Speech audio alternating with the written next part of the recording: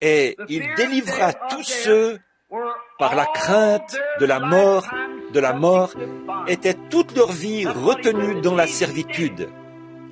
C'est ce qu'il dit que Jésus a fait, qu'il est venu délivrer de la servitude ceux qui, toute leur vie, avaient eu la crainte de la mort. Or, il n'y a pas lieu de craindre la mort. Bon, bien sûr, nous la craignons, ce que nous appelons mourir. Ça, aucun de nous ne le veut. Mais savez-vous que si quelqu'un est né de nouveau, il ne peut pas mourir? Comment peut-il avoir la vie éternelle et ensuite mourir? Il ne le peut pas. La mort, tout ce que c'est, le mot mort, ça signifie la séparation. Alors, il sera séparé de la présence de nos yeux. Mais il est toujours dans la présence de Dieu, et il le sera toujours. Donc, la mort n'est pas une chose difficile. La mort est une chose glorieuse. La mort est ce qui nous emmène dans la présence de Dieu. Mais maintenant, bien sûr, nous, étant humains, nous marchons ici au milieu de ces éléments sombres. Nous ne comprenons pas comme nous le devrions. Et bien sûr, quand les angoisses de la mort nous saisissent, même le plus saint d'entre nous se met à craindre et à reculer. Cela a fait dire au Fils de Dieu, cette coupe pourrait-elle s'éloigner? C'est quelque chose d'horrible, comprenez-le bien, parce que nous, c'est la peine du péché, c'est ça qu'est la mort, et il faut que ce soit horrible.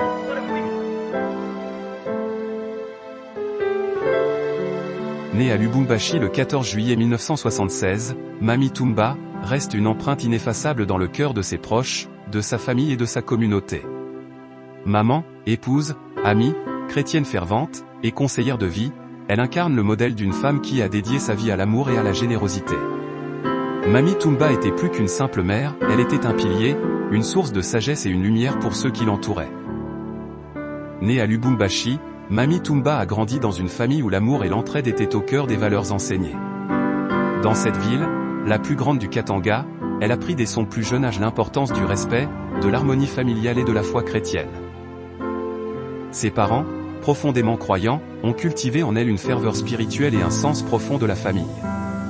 C'est dans ce terreau nourrissant qu'elle forgea son caractère généreux et aimable, bien que la vie ne fût pas toujours facile.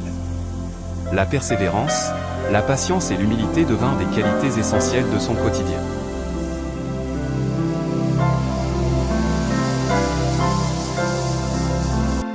Mamie Toumba était une femme de Mutombo Siméon et mère de 9 enfants, et chaque jour de sa vie témoignait de son engagement à élever ses enfants dans la foi, le respect et la solidarité. Elle incarna l'idéal de la mère attentive, protectrice et aimante. Malgré les défis de la maternité et de la gestion d'une grande famille, Mamie Toumba réussit à toujours préserver un équilibre entre ses responsabilités familiales et son engagement social.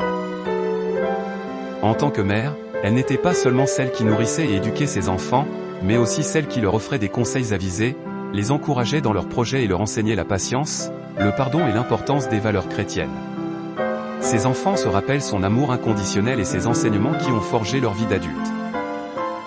L'une des caractéristiques les plus marquantes de Mamie Toumba était sa profonde foi chrétienne. Engagée dans sa foi chrétienne, elle était une fervente participante aux activités religieuses et spirituelles. Elle faisait partie de plusieurs groupes d'action chrétienne, où elle partageait sa sagesse et sa foi avec les autres.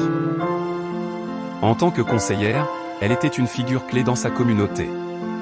Beaucoup venaient la voir pour des conseils, qu'il s'agisse de problèmes familiaux, de questionnements spirituels ou de difficultés de vie. Elle savait apporter des solutions pleines de compassion, mais aussi de rigueur morale. Ses mots réconfortants et son regard bienveillant apaisaient les cœurs troublés. Elle vivait sa foi non seulement à travers la prière, mais aussi par ses actions concrètes. Sa générosité ne connaissait pas de limites, que ce soit pour les pauvres, les malades ou toute personne dans le besoin. Elle offrait son temps, ses ressources et son amour sans jamais attendre de retour.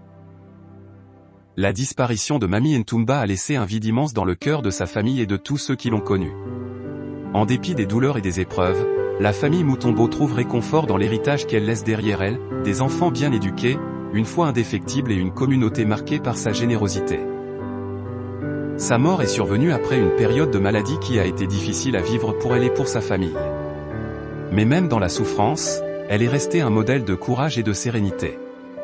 Elle a affronté la maladie avec une foi inébranlable, montrant à ses proches comment accepter la volonté de Dieu, même dans les moments les plus difficiles. Mamie Toumba continue de vivre à travers l'héritage qu'elle a laissé. Ses enfants, nombreux à poursuivre leur vie, portent avec fierté les valeurs qu'elle leur a transmises. La générosité, l'amour inconditionnel, l'humilité, et la foi chrétienne sont des principes qu'il continue de suivre. Les témoignages des membres de sa communauté et de sa famille révèlent une femme qui ne voulait rien d'autre que le bien-être des autres. Elle n'a jamais cherché à briller ou à se faire remarquer, son but était de servir et de répandre l'amour autour d'elle. La vie de Mamie Toumba est un exemple de dévouement, de foi et de générosité. Bien que son absence soit ressentie profondément, elle reste présente dans les cœurs de ceux qu'elle a touchés. Sa mémoire vivra à travers l'amour qu'elle a semé et les vies qu'elle a inspirées.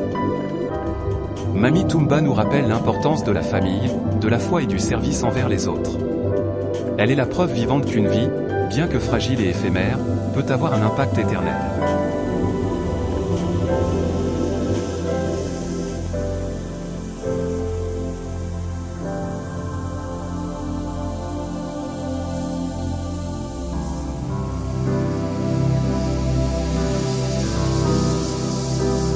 Mungu amibariki.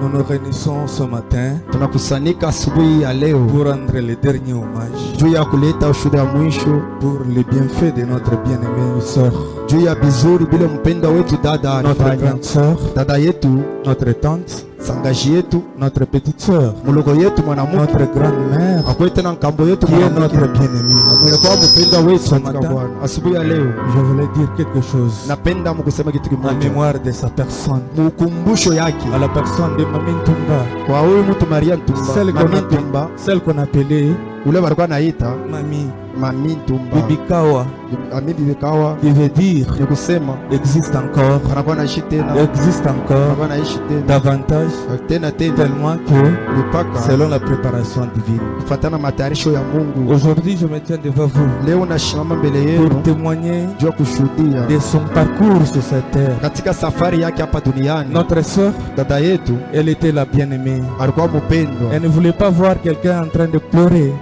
ashikupasha kuona mtu Elle ne analia, voulait pas voir quelqu'un en train de faire couler les larmes. ashikupasha kuona mtu anavuisha Moi qui machozi. vous parle ici, Ni mwenye je kumsemezea suis hapa, un témoignage vivant. niko ushuhuda mbele yenu Pendant qu'elle était encore sur cette terre, wakati alikuwa ingali tena hapa dunia et ya j'ai watu, vécu les derniers instants, lakini wakati alikuwa anaishi maisha ya mwisho, les derniers instants mambo ya mwisho avec elle, tuliishi les naye derniers jours, siku ya mwisho, elle m'a dit ceci: alinionyesha hivi, restez soudés, bakie benye kuungana, restez serrés bakie benye dans kuungana la foi mu et imani surtout en Christ. katika Kristo. Ce que nous retenons de Mamie Ntumba, Kile shitu na bamba kutujua Mami Ntumba, c'est parce qu'elle était une femme féroce. ndio alikuwa mke wa Elle ngudari, était une servante de Dieu. alikuwa kichakazi wa Mungu, Elle était une femme qui voulait donner du poutus et la force aux autres qui étaient épuisés. alikuwa dada analeta nguvu kwa baba wote walikuwa benye kuchoka. Et moi qui vous parle, Na mimi mwenye kusema hapo, j'ai vécu niliishi les derniers instants, niliishi siku yake ya mwisho, les na derniers jours, siku yake ya le mwisho mercredi 4/12/2024. ilikuwa ni siku ya J'ai mercredi, passé la journée avec elle. tuliishi naye J'ai jua passé yote la journée mzima. avec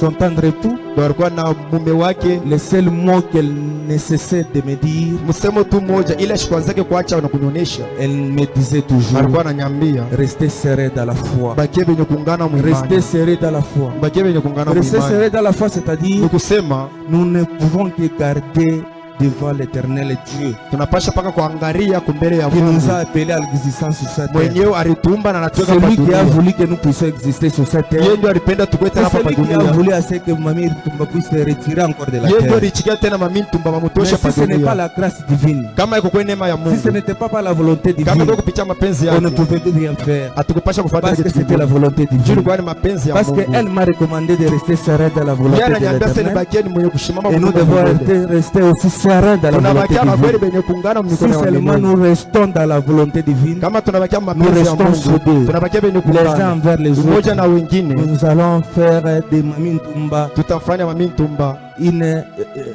je peux dire, mwenezi kusema un ange céleste. atalifanya malaika wa un kumbingu, ange céleste. malaika wa Parce que kumbingu. par exemple, un ange terrestre, Njoo wakati atakuwa malaika wa kumbingu, c'est-à-dire c'est lui qui est en train de faire la volonté divine. ni kusema ni ule kunafanya Même mapenzi ya quand Mungu. elle est partie, Hata wakati alikuwa ngeli mtoto, moi je crois. mimi naamini, Je crois encore naamini tena qu'elle est à la droite du Père. eko kumkono ya Et Baba. tout ce que moi je peux retenir, Vile mimi naweza kushika c'est que la famille, ni kusema chama, ses frères en Christ, bandugu yake katika ses frères Bwana, dans la foi, bandugu yake ses muimani, frères biologiques, bandugu yake nous pamoja, devons rester sereins tunabakia dans la mmoja volonté na divine. mapenzi ya Tout ce que Mungu. nous arrive, Bote vile c'est la kutufikia volonté ni divine. mapenzi ya Que le Mungu. Seigneur vous bénisse. Bwana mibariki. Acclamons pour les rois du roi. Mpigie mfano. Que le Seigneur Jésus-Christ vous bénisse. Bwana Yesu Kristo mbariki. Je ne sais pas comment est-ce que je peux appeler ça, un témoignage ou un remerciement. Shiwe vile mimi nitaita ni ushuda wala ni shukurani. Parce que la Bible dit, Jo Biblia nasema tout ce qui nous arrive Bede concourt kutufikia. au bien de ceux qui aiment ndio les sema bidi kumpendeza Mungu. Notre bien-aimée sœur Mamie, Huyu mpenda wetu Ser Mami elle a beaucoup souffert. aliteseka sana. Je me souviens, Nakumbuka l'église a tout fait.